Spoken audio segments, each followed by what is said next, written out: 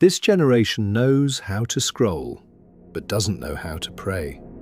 We know influencers, algorithms, trends, viral sounds. But many people cannot sit alone with God for 5 minutes. And that's dangerous. Because a man without prayer becomes weak without realizing it. Slowly, silently, internally. His mind gets louder, his spirit gets emptier, his temptations get stronger, his peace disappears. And the scary part is, he still looks normal on the outside. Jesus Christ lived in a world full of chaos too. Crowds followed him everywhere, people needed him constantly, pressure surrounded him daily, yet somehow he always disappeared to pray. Think about that. The Son of God, with power beyond imagination, still needed quiet time with the Father. Meanwhile, this generation says, "I'm too busy to pray." Too busy? Busy doing what? Scrolling? Watching people live fake lives online? Escaping reality through entertainment? We have time for everything except God. Prayer was never supposed to be religious performance. That's why Jesus said, "When you pray, go into your room, close the door." Because real prayer happens in secret, not for attention, not for Instagram quotes, not for validation, just you and God. And honestly, that's what many people fear the most: silence. Because silence exposes what distraction hides.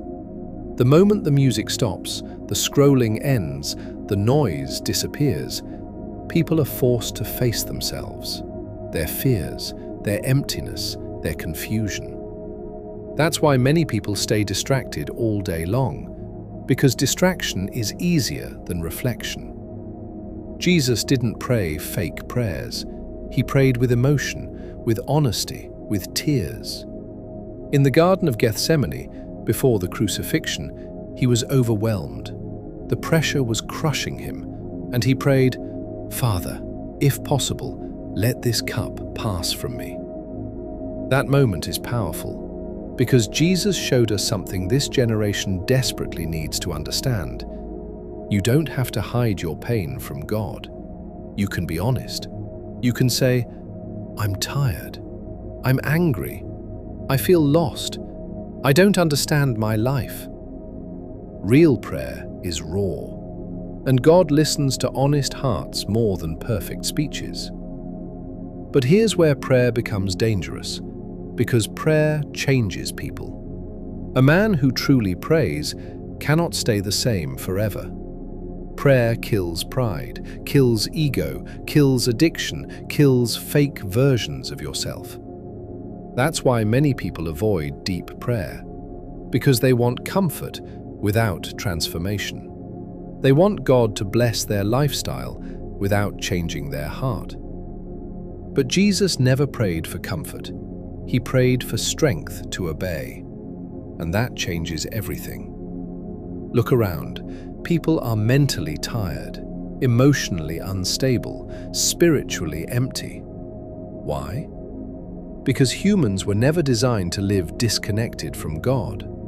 We feed the body every day, but starve the soul. And then wonder why anxiety grows, why peace disappears, why emptiness follows us everywhere. Prayer reconnects the soul to its source. That's why after Jesus prayed, he walked with peace even in chaos. Even before the cross, he still had peace.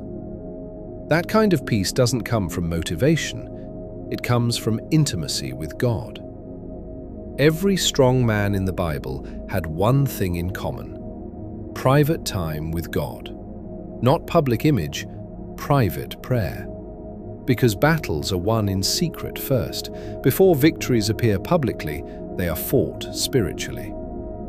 And maybe that's why many people keep losing internally, because they fight physical battles with an empty spirit.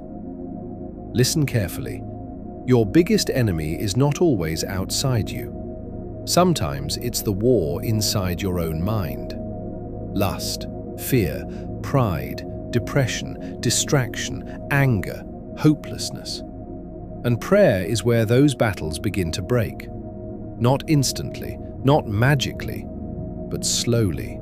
Prayer rebuilds a man from the inside. One of the most powerful prayers Jesus ever prayed was this: "Not my will, but yours be done." That prayer requires death of ego, because humans naturally want control. We want our plans, our timing, our desires. But prayer teaches surrender. And surrender is difficult, because trusting God means releasing control over things we desperately want to hold on to. Yet somehow, that surrender creates peace. Real peace. Not temporary happiness, not distraction. Peace. One day, your money will mean nothing. Your followers will mean nothing. Your image, status, possessions, attention, none of it will save your soul. But your relationship with God? That changes eternity.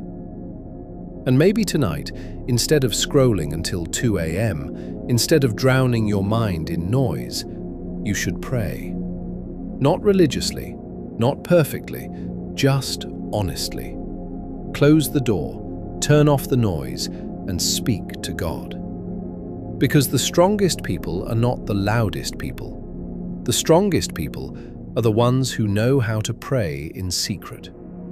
Pray like Jesus before the world teaches you to live without God.